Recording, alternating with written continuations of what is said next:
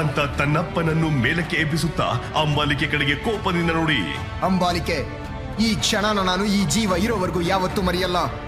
ನೀನು ಹಾಕಿದ ಸವಾಲನ್ನ ನಾನು ಒಪ್ಪಿಕೊಳ್ಳುತ್ತೇನೆ. ಈ ಸ್ಪರ್ಧೆಯಲ್ಲಿ ಗೆದ್ದು ನಿನ್ನ ಅಂದವನ್ನ ಅಣುವು ಅನುಭವಿಸುತ್ತೇನೆ.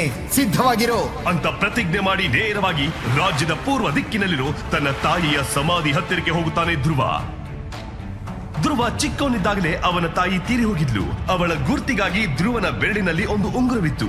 ಆ ಉಂಗುರ ತನ್ನಮ್ಮ ತನಗೆ ಕೊಟ್ಟ ಕೊನೆಯ ನೆನಪು. ತಾಯಿಯ ಸಮಾಧಿ ಹತ್ತಿರ ಕುಳಿತು ಧ್ರುವ, ಅಮ್ಮ, ನನ್ನನ್ನು ಕ್ಷಮಿಸಮ್ಮ. ಇಷ್ಟು ದಿನ ನನ್ನ ಕಾರಣದಿಂದ ನನ್ನಪ್ಪ ತುಂಬಾನೇ ಅವಮಾನ ಅನುಭವಿಸ್ತಾ ಇದ್ದಾರೆ.